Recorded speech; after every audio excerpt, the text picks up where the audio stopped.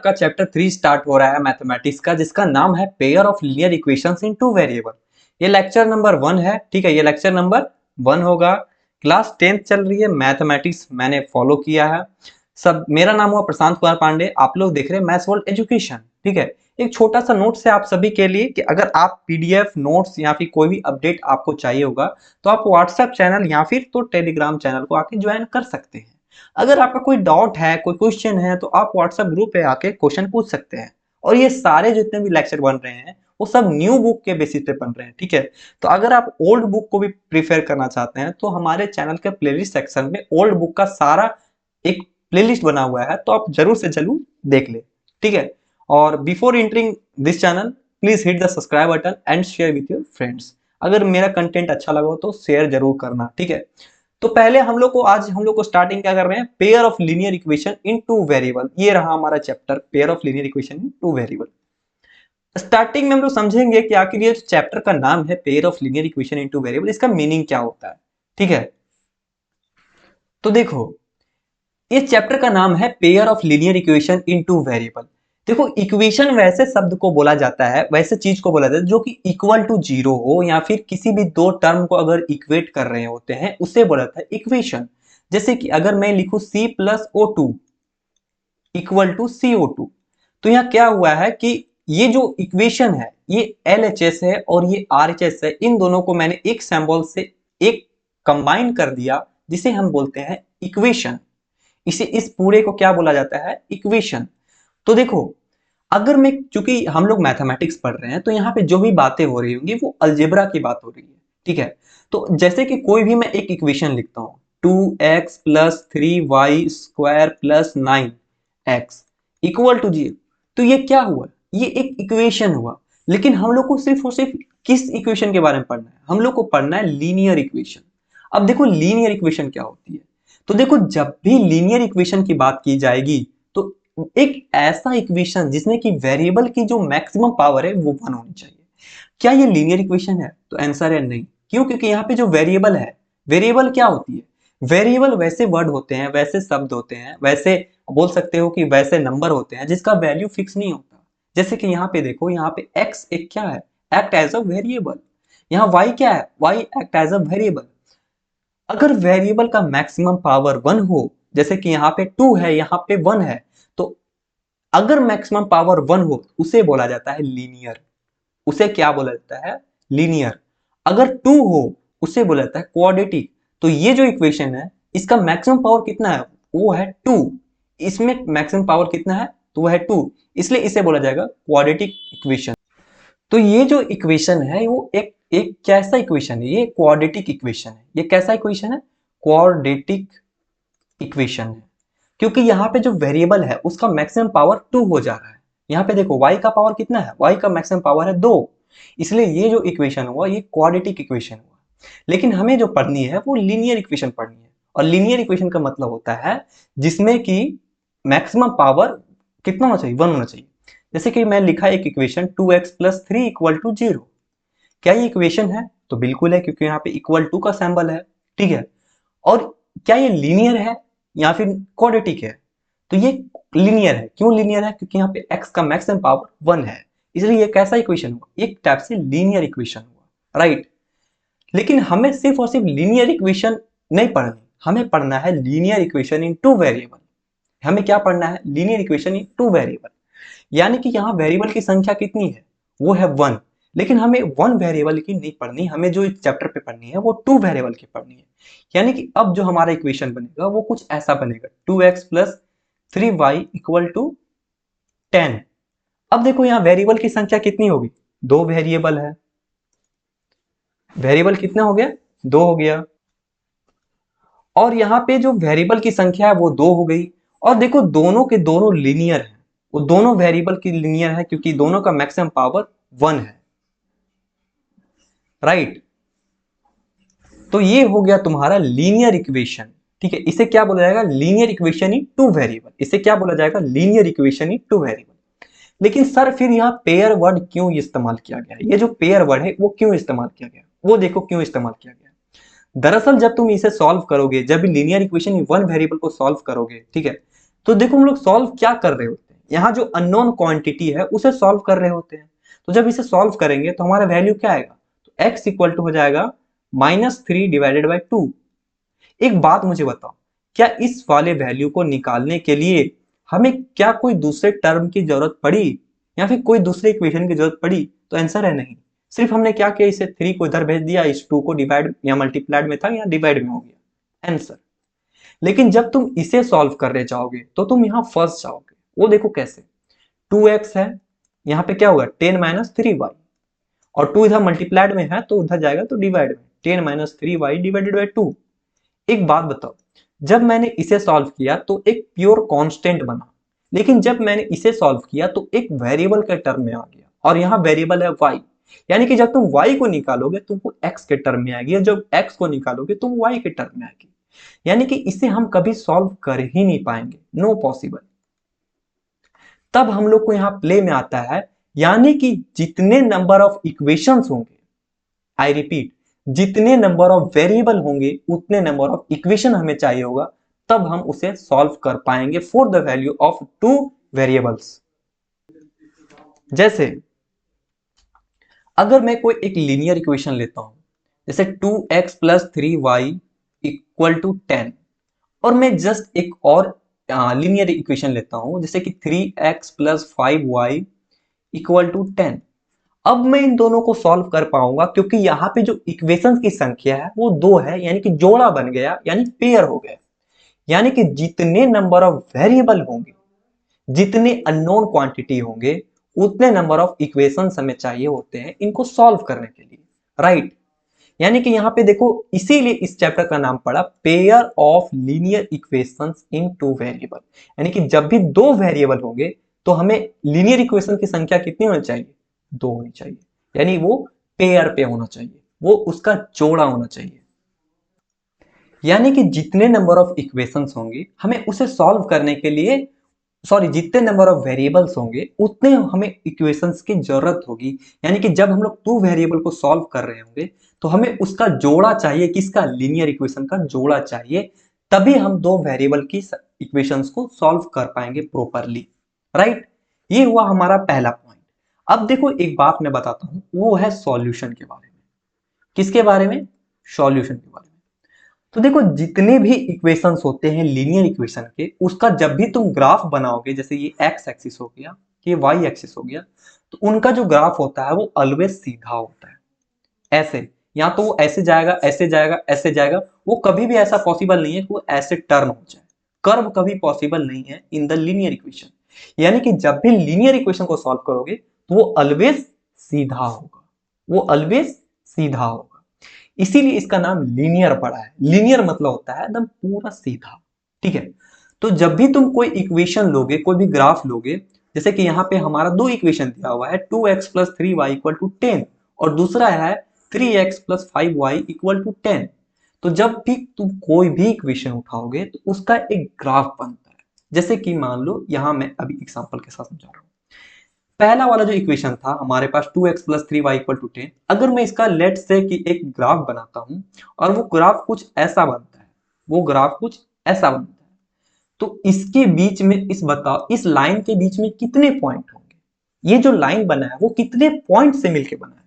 तो आंसर है इंफिनिटी। देखो कैसे, यहां भी एक पॉइंट है, यहां भी एक पॉइंट है, यहां भी एक पॉइंट है, यहां पे भी एक पॉइंट है, यहां कहीं भी एक पॉइंट होगा, यहां भी कहीं पॉइंट होगा। यानी कि ये जो लाइन है इस पे इंफिनिटी नंबर ऑफ लाइंस होंगे। कितने लाइंस होंगे, सॉरी पॉइंट्स होंगे, कितने पॉइंट होंगे, इंफिनिटी पॉइंट्स, राइट। तो जब भी हम लोग किसी को सॉल्व करते हैं, ठीक है, उसमें क्या बनता है, एक ग्राफ बनता है, ठीक है। तो वो पॉइंट अगर मान लेते हैं कोई भी x, y निकला, इस लाइन का कोई एक पॉइंट है x, y, तो जब भी हम लोग यहाँ पे x, y, x के जगह पे अगर मान लो कि a, b रखता हूं मैं, एक मिनट के लिए a, b को है, तो जब भी मैं x की जगह पे a रखूंगा और y की जगह पे b रखूंगा तो वो RHS के बराबर हो जाएगा, यानी कि 10 हो जाएगा, राइट। ये होता है हमारा सॉल्यूशन। इसे क्या बोला जाता है, सॉल्यूशन ऑफ द ग्राफ। यानी कि तुम किसी लाइन को लो, उस लाइन पे आने वाले पॉइंट को लो, उस पॉइंट के कोऑर्डिनेट को नोट करो, अगर उसका कोऑर्डिनेट x, y है, उस कोऑर्डिनेट को अगर तुम यहाँ पे पुट करोगे तो वो उसका सॉल्यूशन होता है। ठीक है, उसे क्या होता है? Solution of the graph. उसे क्या होता है? Solution of the graph. अब बेसिकली हमें जो चैप्टर है, इस चैप्टर बेसिकली हमें यही सीखना है कि जो इक्वेशंस है, ये जो दो इक्वेशंस है, ये जोड़े हैं दोनों इक्वेशंस के, लीनियर इक्वेशन, इनको सॉल्व कैसे किया जाता है। तो हमारा जो पुराना एनसीईआरटी बुक था उसमें टोटल 4 मेथड थे। कितने मेथड थे? टोटल 4 मेथड थे। बट एनसीईआरटी ने एक मेथड जो था क्रॉस मल्टीप्लिकेशन मेथड, उसको रिमूव मार दिया गया है और अब हमारे पास टोटल 3 मेथड बचे हुए हैं। कितने मेथड बचे हुए हैं? सिर्फ 3 मेथड बचे हुए हैं। तो वो मेथड कौन कौन से हैं? हमें आखिर ये चैप्टर है उसमें टोटल हमारा टोटल 3 एक्सरसाइज है और ये 3 एक्सरसाइज ये 3 मेथड पे ही बेस्ड है। पहले एक्सरसाइज में पहला मेथड सीखना है, दूसरे एक्सरसाइज में दूसरा मेथड और तीसरे एक्सरसाइज में तीसरा मेथड और चैप्टर खत्म। यानी कि ये जो इक्वेशंस है इसको सॉल्व करना हमें सीखना है इस पूरे चैप्टर पे। तो हमारा जो पहला जो टाइप होता है, हम लोग जब भी किसी इक्वेशन को सॉल्व कर रहे होते हैं तो पहला मेथड होता है ग्राफिकल मेथड। Graphical method. दूसरा मेथड होता है अलजेब्रिकल मेथड। ये 2 लिखा मैंने अंदर। दूसरा मेथड होता है अलजेब्रिकल मेथड। अलजेब्रिकल मेथड। ये तो होगी दो तरीके से किसी भी लीनियर इक्वेशन को सॉल्व करने के तरीका। लेकिन जो अलजेब्रिकल मेथड होता है उसका भी फर्दर 2 टाइप होता है। एक पहला टाइप होता है तुम्हारा सब्स्टिट्यूशन मेथड। Substitution method. और दूसरा होता है इलिमिनेशन मेथड। Elimination method. एक और मेथड हुआ करता था जिसका नाम था क्रॉस मल्टीप्लिकेशन मेथड, बट वो पोर्शन अब एनसीईआरटी के बुक से रिमूव हो चुकी है। हमें बेसिकली 3 मेथड पढ़नी है, graphical method, substitution method, elimination method. अब ये क्या होते हैं इनके बारे में जब एक्सरसाइज पढ़ रहे होंगे तब हम लोग इसके बारे में डेप्थ स्टडी करेंगे। बस फिलहाल इतना समझो कि ग्राफिकल मेथड में क्या होता है। मैंने जस्ट बताया कि कोई भी इक्वेशन का एक ग्राफ होता है, तो जहां पे भी 2 लाइन कट करेंगे, जैसे पहले वाले इक्वेशन का ग्राफ हमने बनाया था ये वाला, दूसरे वाले का इक्वेशन का जस्ट इमेजिन करो कि ये एक ग्राफ बना, तो ये दोनों लाइन जिस पॉइंट पे कटेंगे वही होगा इनका कॉमन सॉल्यूशन। जैसे कि समझो ये जो पॉइंट है, ये जो पॉइंट है ये इस लाइन का भी पॉइंट है और ये जो पॉइंट है वो इस लाइन का भी पॉइंट है। यानी कि ये जो पॉइंट है वो दोनों लाइन का कॉमन पॉइंट है। यानी कि हम ऐसा कह सकते हैं कि इस पॉइंट जो होगा a, b, ठीक है, वो इन दोनों इक्वेशंस को सेटिस्फाई कर देगा। इसीलिए मैंने बोला कि जितने नंबर ऑफ वेरिएबल होंगे हमें उतने नंबर ऑफ इक्वेशंस की जरूरत पड़ेगी, राइट। तो ग्राफिकल मेथड में क्या करते हैं हम लोग? ग्राफिकल मेथड में दोनों लाइन को हम लोग पहले ड्रॉ करते हैं। दोनों लाइन कहां कट रहे हैं उस कटे हुए लाइन का कोऑर्डिनेट फाइंड करते हैं। तो उस कोऑर्डिनेट में जो x का वैल्यू होगा वो x इक्वल टू आ जाएगा। जैसे x इक्वल टू अगर 5 आया तो 5 हो जाएगा और y का जो वैल्यू होगा वो हो जाएगा y का वैल्यू। जैसे मान लो कि ये जो कोऑर्डिनेट है उसका कॉमा था 5,6, तो x का वैल्यू 5 हो गया, y का वैल्यू 6 हो गया। तो कुछ ऐसा पहला मेथड होता है ग्राफिकल मेथड। सब्स्टिट्यूशन मेथड में क्या करते हैं कि यहां से जो x का वैल्यू उसको निकाल लेते हैं, ठीक है, और यहां से इस निकाले हुए x का वैल्यू दूसरे वाले इक्वेशन के x के वैल्यू में रख देते हैं। इससे क्या होता है कि ये जो पूरा है दूसरा वाला इक्वेशन वो सिंगल वेरिएबल के टर्म में कन्वर्ट हो जाता है। अब कन्वर्ट होने के बाद हम लोग सिंगल वेरिएबल को इजिली कैलकुलेट कर सकते हैं। इजिली कैलकुलेट होने के बाद यहां से y का वैल्यू निकल जाएगा और इसको हम लोग किसी भी इक्वेशन में रख देंगे तो हमारा वैल्यू प्राप्त हो जाएगा। ये होता है सब्स्टिट्यूशन मेथड। एलिमिनेशन मेथड में क्या करते हैं कि सिंपल इसको ऐड कर देते हैं। ऐड करने से क्या होता है कि दोनों में से कोई एक टर्म कैंसिल हो जाता है, दूसरा टर्म बचता है और इससे क्या होती है कि अगला सॉल्व होता है। अगर समझ में नहीं आ रहा है कोई दिक्कत नहीं है, हम लोग जब एक्सरसाइज पढ़ेंगे तो और डेप्थ में समझ में आ जाएगा, ठीक है। ये होता है पहला। अब देखो जब भी हम लोग किसी ग्राफ को सॉल्व करते हैं उसका सॉल्व करने का तरीका होता है, मतलब क्या करते हैं, ग्राफ को सॉल्व करते हैं, राइट। तो जब भी ग्राफ को सॉल्व कर रहे होते हैं तो जब भी कोई लाइन होगा, तो क्योंकि लीनियर मतलब क्या होता है, सीधा लाइन, तो जब भी कोई लाइन होगी वो एक दूसरे को हमेशा या तो कट करेगी या तो ओवरलैप करेगी और नहीं तो फिर पैरेलल चली जाएगी। दो लाइन को तुम बनाओ, कैसे बनाओ, एक मैंने ऐसे बनाया, एक मैंने ऐसे बनाया, तो एक टाइम पे ये जाके कहीं ना कहीं कट जाएगी। तो ये हुआ पहला केस। दूसरा क्या होगा कि एक लाइन ऐसे चल रही है, दूसरा लाइन पैरेलल चलती जा रही है, चलती जा रही है, चलती जा रही है, ये दोनों कहीं नहीं मिलने वाले। तो ये हो गया तीसरा वाला पॉइंट। एक लाइन अगर ऐसे चल रही है और ये लाइन इसी के ऊपर चलेगी, तो ये हो गया सेकेंड वाला केस। ठीक है, इसे बोला जाएगा वन सॉल्यूशन। ठीक है, इसे बोला जाएगा मैनी सॉल्यूशन, और इसे बोला जाएगा नो सॉल्यूशन। आखिर इसे वन सॉल्यूशन क्यों बोला गया? क्योंकि दोनों जो इक्वेशंस है, ये पहला इक्वेशन का ग्राफ कुछ ऐसा बना, दूसरे वाले इक्वेशन का ग्राफ कुछ ऐसा बना। तो ये कितने पॉइंट पे कट किए? ये कट किए सिर्फ एक पॉइंट पे, इसलिए इसे बोला जाएगा वन सॉल्यूशन। One solution. और इसी वाले एक सॉल्यूशन को अगर मान लो, इसी वाले सॉल्यूशन को हम लोग यूनिक सॉल्यूशन भी बोलते हैं। इसे क्या बोला जाता है? Unique solution. चलो थोड़ा सा दूसरे पेज में चले जाता हूं मैं।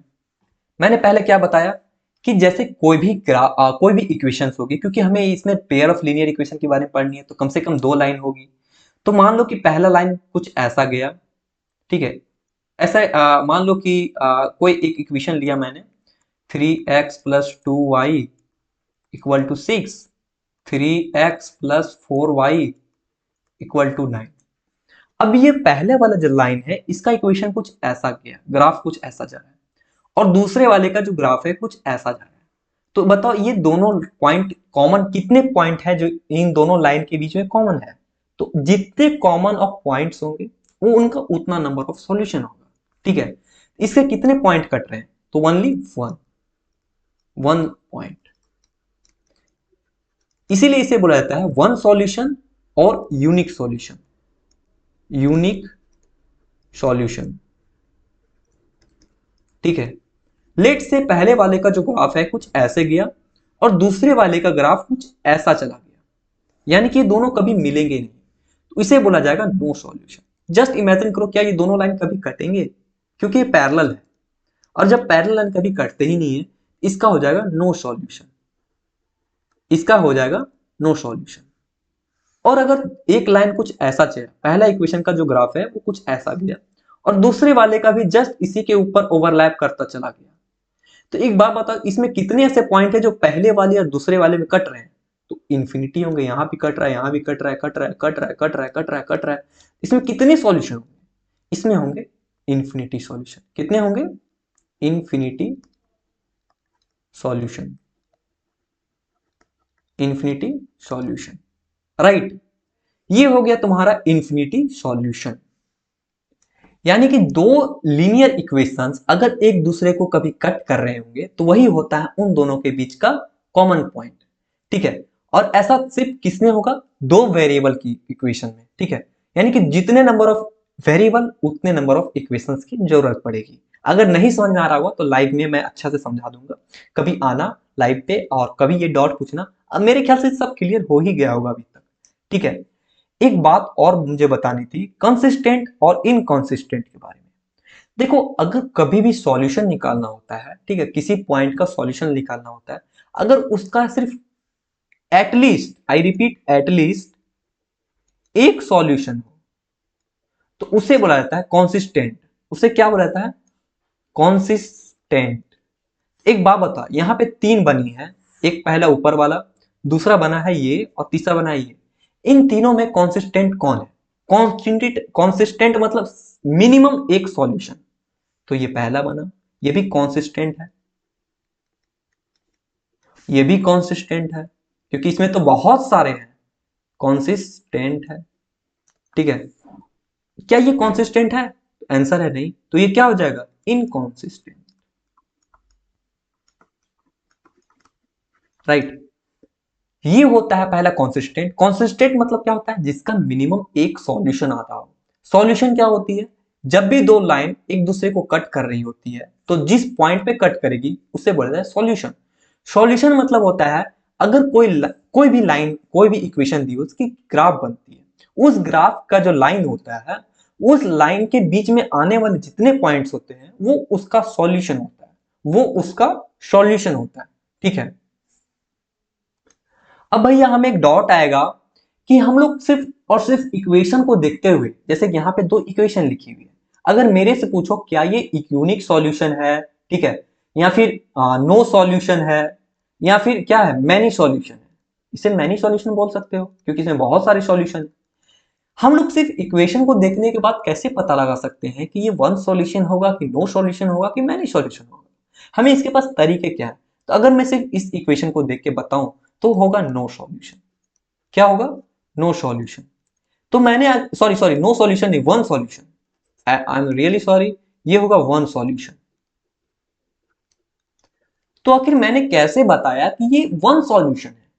ठीक है, तो देखो इसको मैंने पता करने का जो तरीका होगा वो बता रहा हूं, सिर्फ 5 मिनट दो, मैं तुम्हें पूरा क्लियर कर दूंगा। तो जैसे कोई भी लीनियर इक्वेशन होती है, जैसे पेयर ऑफ लीनियर इक्वेशन है, उसका स्टैंडर्ड फॉर्म क्या होता है? तो उसके स्टैंडर्ड फॉर्म से जानने से पहले ये समझो कि linear equation in one variable का स्टैंडर्ड फॉर्म क्या होता है। तो उसका स्टैंडर्ड होता है, देखो linear equation in one variable. तो जब इसका स्टैंडर्ड फॉर्म क्या होगा तो हो जाएगा A X plus B equal to zero. यहां पे देखो वेरिएबल की संख्या कितनी है? वन होगा। ठीक है, ये जो स्टैंडर्ड फॉर्म है, स्टैंडर्ड फॉर्म मतलब क्या होता है, उसको इक्वल टू जीरो के फॉर्म पे लिखना होता है, और ए बी सी या फिर कोई स्टैंडर्ड फॉर्म के बेसिस पे लिखना होता है, यानी कि जितने भी linear equation in one variable होते हैं वो इसी फॉर्मेट में होते हैं। ठीक है, ये हो गया लीनियर इक्वेशन वन वेरिएबल। लेकिन जब हम लोग बात करते हैं linear equation in two variable, तो इसका जो स्टैंडर्ड फॉर्म होता है वो कुछ ऐसा होता है, A X plus B Y plus C equal to zero. यहां पे देखो linear equation in two variable है, बिल्कुल है, एक्स और वाई दोनों टू वेरिएबल है। लीनियर इक्वेशन है क्योंकि दोनों एक्स और वाई का मैक्सिमम पावर कितना है? वन वन है। ठीक है, इसलिए ये लीनियर इक्वेशन होगा। यानी कि ये जो लीनियर इक्वेशन है उसका स्टैंडर्ड फॉर्म क्या हुआ? A X plus B Y plus C equal to zero. ये क्या हुआ? स्टैंडर्ड फॉर्म किसका? Linear equation in two variable. But अगर बात करें pair of linear equation in two variable, तो देखो इसका स्टैंडर्ड फॉर्म होता है A one X plus B one Y plus C one equal to zero, A two X plus B two Y plus C two equal to zero. ये होता है standard form. ये पूरा हो गया standard form of pair of linear equation in two variable. लेकिन sir इसका इससे क्या लिंकेज? मैं कैसे पता लगा पाऊंगा कि ये यूनिक सॉल्यूशन है कि वन सॉल्यूशन है कि मैनी सॉल्यूशन है कि क्या है नहीं है कि नो सॉल्यूशन है? कैसे पता लगाऊंगा? तो देखो, अगर तुम्हें कोई भी स्टैंडर्ड फॉर्म दी हुई है तो इसमें जो कॉफिशिएंट ऑफ एक्स होंगे, इसमें एक्स कॉफिशिएंट कौन है? एक तो a1 है, दूसरा a2 है। इन दोनों को तुम डिवाइड करो। ठीक है, a1 by a2, b1 by b2 और c1 बाय c2, इनको डिवीजन करो। अगर a1 by a2 not equal to b1 by b2 हो जाएगा तो इसका जो वैल्यू होगा वो हो जाएगा no solution, sorry one solution. क्या हो जाएगा? One solution. और इसको यूनिक सॉल्यूशन भी बोलते हैं, यूनिक सॉल्यूशन भी बोलते हैं, राइट। अगर a1 बाय a2 यानी कि पहले वाले का x वाले टर्म को डिवाइड करने पर अगर दूसरे वाले के इक्वल हो जाए, b1 बाय b2 के इक्वल हो जाए, बट c1 बाय c2 के इक्वल नहीं हो, तो ये हो जाता है पैरेलल के फॉर्म, यानी कि नो सॉल्यूशन।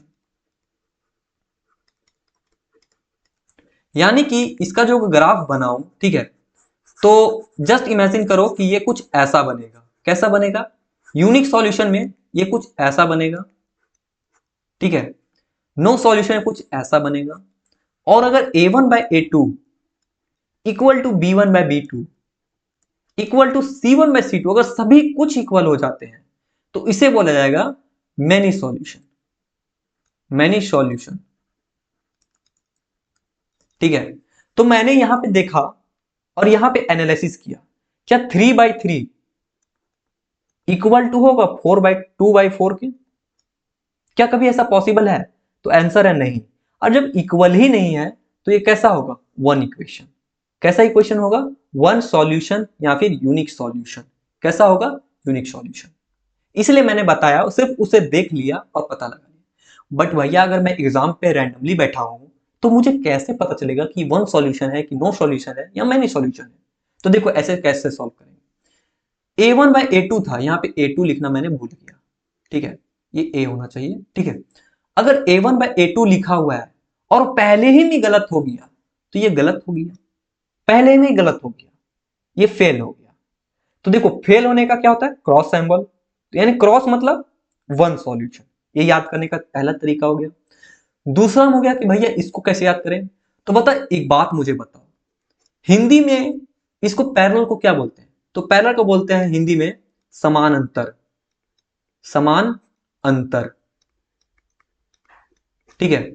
तो देखो पहले समान था, समान मतलब इक्वल है, और बाद में अंतर हो गया तो इसे बोला जाएगा पैरेलल। समानांतर मतलब क्या होता है, पैरेलल, हिंदी में क्या होता है, पैरेलल, ठीक है। पहले समान था, बाद में अंतर हो गया तो ये क्या हो गया, समानांतर, राइट। अब मैनी सॉल्यूशन के लिए क्या करें हम, तो मैनी सॉल्यूशन में देखो सब कुछ इक्वल है, मतलब सब दोनों एक ही है, a1/a2 b1/b2 c1/c2 सब एक ही है, यानी कि वो एक के लाइन में होगा, यानी कि ओवरलैपिंग कर रहा होगा, यानी कि इसका मैनी सॉल्यूशन होगा। मैनी सॉल्यूशन क्यों, क्योंकि दोनों लाइन एक दूसरे को इंफिनिटी पॉइंट्स पे कट करेंगे, जहां तुम उंगली रख सकते हो वहां पे एक दूसरे को कट कर रहे होंगे, राइट। ये हो गया मैनी सॉल्यूशन, ये हो गया नो सॉल्यूशन। चलो मैं फिर से एक बार रिपीट कर दूं, अगर a1/a2 नॉट इक्वल टू है b1/b2, यानी कि पहले ही में गलत हो गया, यानी कि ये कैसा होगा, यूनिक सॉल्यूशन। एक बात बताओ, क्या ये कंसिस्टेंट होगा कि इनकंसिस्टेंट होगा? तो देखो इसका कम से कम एक तो सॉल्यूशन निकल रहा है ना, इसीलिए हो जाएगा ये कंसिस्टेंट, यूनिक सॉल्यूशन, और कंसिस्टेंट होगा। अगर a1/a2 is equal to b1/b2 और इक्वल टू c1/c2, तो ये क्या होगा, क्योंकि सब कुछ इक्वल है तो दोनों लाइनों इक्वल होगा, एक ही में होगा, और जब एक ही में होगा इसका मेनी सॉल्यूशन होगा, मेनी सॉल्यूशन। और क्या ये कॉन्सिस्टेंट होगा कि इनकॉन्सिस्टेंट होगा, ये होगा कॉन्सिस्टेंट, कम से कम एक तो सॉल्यूशन निकल रहा है ना, इसलिए होगा कॉन्सिस्टेंट। अगर a1/a2 is equal to b1/b2 is not equal to c1/c2, अगर कभी ऐसा केस आया, ठीक है, तो ये क्या होगा, ये हो जाएगा पैरेलल। ये कैसे हो जाएगा, पैरेलल हो जाएगा, समान अंतर, पहले तो इक्वल था बाद में अंतर हो गया, तो समानांतर का क्या बोलते हैं, इंग्लिश क्या होता है, पैरेलल होता है। अब बताइए कभी एक दूसरे को कट करेंगे तो नो, यानी कि इसका सॉल्यूशन होगा नो सॉल्यूशन। क्या कॉन्सिस्टेंट है कि इनकॉन्सिस्टेंट है, ये इनकॉन्सिस्टेंट है, क्योंकि इसका कोई कम से कम एक सॉल्यूशन होना चाहिए कॉन्सिस्टेंट होने के लिए, और नहीं है तो इनकॉन्सिस्टेंट है, इनकॉन्सिस्टेंट होगा, राइट। ये हो गया हमारा पहचानने का तरीका। अब हम लोग अगले लेक्चर पे समझेंगे इसे, ये जो इक्वेशंस है दी हुई है, जैसे यहाँ पे इक्वेशन दी हुई है, इनको सॉल्व कैसे करते हैं, ठीक है। और हम लोग पहला मेथड जो था हमारा ग्राफिकल मेथड, उसके बारे में स्टडी करेंगे अगले लेक्चर पे।